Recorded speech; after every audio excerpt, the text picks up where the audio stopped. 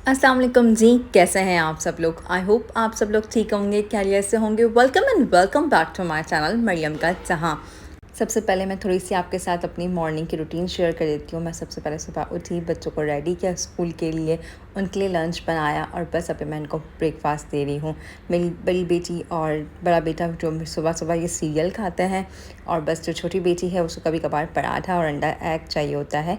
तो बस फिर मैं उसके लिए वो बनाती हूँ। बस इनके लिए लंच भी साथ-साथ रेडी हो रहा था और इनको बस ब्रेकफ़ास्ट भी दे रही थी मैं। फिर बस मैं बच्चों को स्कूल ड्रॉप कर कर आई। इसके बाद आकर मैंने अपना पूरा किचन क्लीन अप किया। फिर दूसरे छोटे-मोटे काम थे वो भी सब मैंने घर के किए और साथ ही साथ अपने बच्चों के लंच की प्रिपरेशंस भी, क्योंकि वो मेरे बच्चे स्कूल से आकर फ़ौरन उनको मैं लंच रेडी होता है तो वो लंच कर कर फिर वो सो जाते हैं। आज का टॉपिक का तो आपको पता चल ही गया होगा थंबनेल से कि आज का टॉपिक क्या है, क्योंकि हम पेरेंट्स ना अपने बच्चों के लिए बहुत कुछ करते हैं। अपने बच्चों का ख़्याल रखते हैं, उनकी हर छोटी-छोटी ज़रूरतें पूरी करते हैं, उनको हेल्थ का, उनके स्टडी का, हर चीज़ का हम बहुत ख़्याल रखते हैं। बट कभी-कभार हम कुछ ऐसा कर देते हैं जिससे हमारे बच्चों की पूरी लाइफ डैमेज हो जाती है, पूरी लाइफ ख़राब हो जाती है। कुछ दिन पहले मैं अपने बच्चों को लेकर वंडरलैंड गई और वहाँ पर राइड्स के लिए हम लोग वेट कर रहे थे क्योंकि काफ़ी रश था। तो मुझे एक बच्चा था, आई थिंक 3-4 इयर्स का होगा या 4-5 इयर्स का होगा, इतना ही बस वो एक छोटा-सा बच्चा था और उसके फादर ने इतनी ज़ोर कर उसको थप्पड़ लगाया कि बाकायदा आवाज़ गूंजी, सबको आवाज़ आई और वो बच्चा गिर गया। अब वो बच्चा इतना मतलब रो भी रहा था, आँसू आ रहे थे मगर आवाज़ नहीं निकल रही थी। सिर्फ हचकियाँ नहीं होती हैं, ले लेके रो रहा था बच्चा, बट उसकी आवाज़ नहीं निकल रही थी। वो इतना डर गया था और वो सबको देखकर इतना एम्बैरेसमेंट फ़ील कर रहा था। उसकी मदर भी साइड पर थी, वो भी सबको देखकर इतनी शर्मिंदा हो रही थी और एम्बैरेसमेंट फ़ील कर रही थी। उनकी और भी सिबलिंग्स थे, वो भी सब लोग इस तरह से फ़ील कर रहे थे। बट वो बच्चा को ना उनके फादर ने उठाया, ना खड़ा किया, कुछ भी नहीं। वो बच्चा रो रहा है, उसको ऐसे छोड़ दिया। फिर उसकी मदर ने उसे खड़ा किया। अब उसकी मदर भी बहुत डर रही थी कि उसको उठाने में भी, बट वो बच्चा इतना एम्बैरेसमेंट हो रहा था और सबको देख रहा था, फिर बार-बार अपनी नज़रें नीचे कर रहा था। वो एक छोटा-सा बच्चा, आपने उसको इतना सबके सामने की ज़ोर से थप्पड़ मारी जो सब देख रहे हैं, उसकी सेल्फ़ रिस्पेक्ट आपने उसकी तबाह कर दी बच्चे की। वो कभी भी, है ना, कॉन्फिडेंट नहीं रह सकता ज़िंदगी में। वो हमेशा सबके सामने आने में, देखने में वो हिचकिचाएगा। उसको सेल्फ़ रिस्पेक्ट तो बिल्कुल बच्चे की तबाह हो गई। और मैं ये कहती हूँ कि अगर आप से पेरेंट्स से बच्चे नहीं संभलते तो फिर आप उनको पैदा क्यों करते हैं?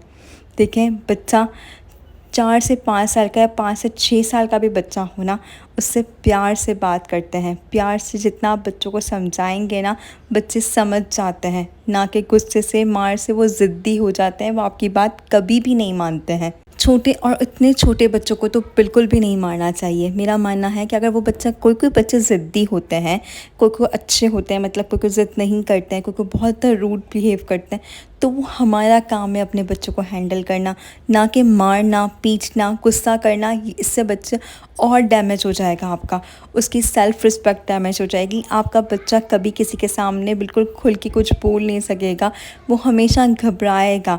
सो प्लीज़ पेरेंट्स, आप अपने बच्चों को टाइम दें, उन्हें प्यार से समझाएं। बच्चे को आपके टाइम की ज़रूरत होती है, आपके प्यार की, आपकी मोहब्बत की ज़रूरत होती है। गुस्से से वो वैसे ही चिड़चिड़ा हो जाएगा, वो ज़िद्दी हो जाएगा। अगर आप उसे प्यार से समझाएंगे तो आप देखिएगा कि उसका नेचर में बहुत चेंज आएगा। उसे हर चीज़ प्यार से समझाएंगे, आप उसके साथ शाउट नहीं करेंगे। घर में भी आप आपस में भी हस्बैंड वाइफ शाउट नहीं करेंगे, मतलब ज़ोर से बात नहीं करेंगे, आहिस्ते से बात करेंगे। या फिर आप घर में भी हस्बैंड वाइफ कभी कभार कुछ लड़ रहे होते हैं, कुछ बहस कर रहे होते हैं, तो बच्चा वो देख रहा होता है, वो अडॉप्ट कर रहा होता है। कभी कभार हम समझते हैं कि बच्चा बहुत ज़िद्दी है, बहुत रूड है, तो वो उसके ना, हाँ, हमारा वो देख रहा होता है, वो अडॉप्ट कर रहा होता है घर का सारा एनवायरनमेंट।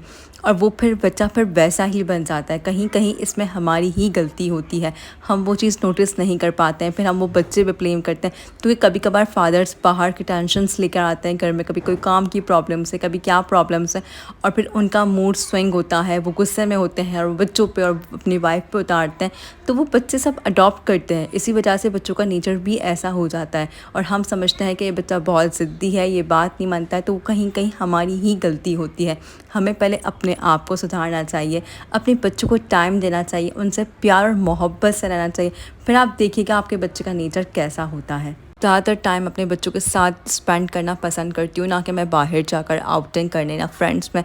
मुझे इतना कोई मज़ा नहीं आता जितना मैं अपने बच्चों के साथ टाइम स्पेंड करने में खुश रहती हूँ।